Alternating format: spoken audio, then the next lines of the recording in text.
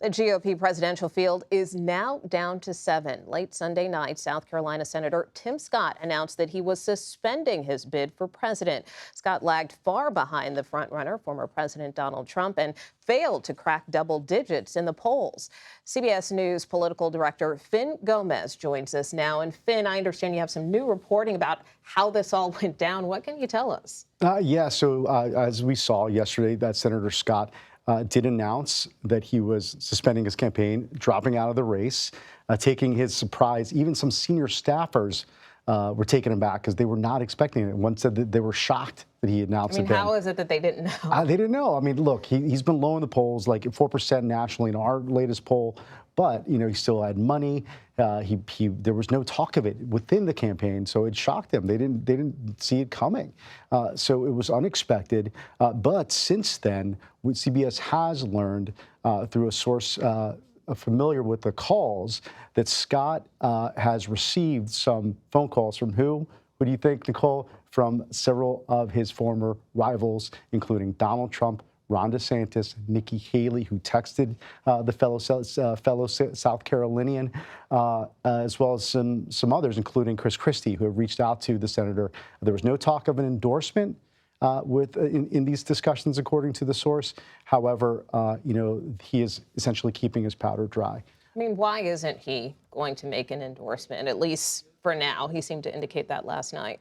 Well, I mean, it seems to me, speaking to my sources, that it's a little early, right? And within this race, within the constructs of this current race and how it is going right now, Donald Trump is still the dominant front runner, right?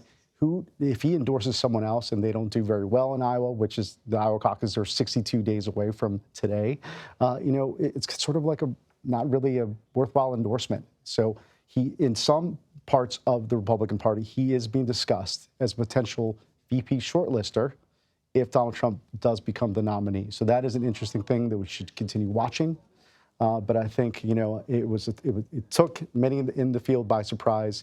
We'll see what he does next. Yeah, I mean, speaking of that, taking, people by surprise here, what does his exit and former Vice President Mike Pence's recent exit from the race, what does it mean for the state of this GOP primary? I mean, because these are two very established politicians, well-liked, well-respected, that are now gone. Well, I think if you're looking at the current trajectory of the race, someone who does have momentum is Nikki Haley, right? Currently, according to the latest polls.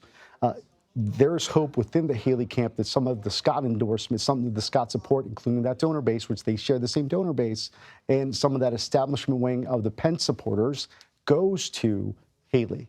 So that is the expectation. We'll see. But there's really, right now, really not an appetite larger than currently, if you look at the polls, by the Republican base for it's really Donald Trump and the rest of the field. Let's see if that shrinks in the next 62 days before we get to Iowa. Yeah, I was going to say, well, what do you think is going to happen in the next couple of weeks before this debate in Alabama?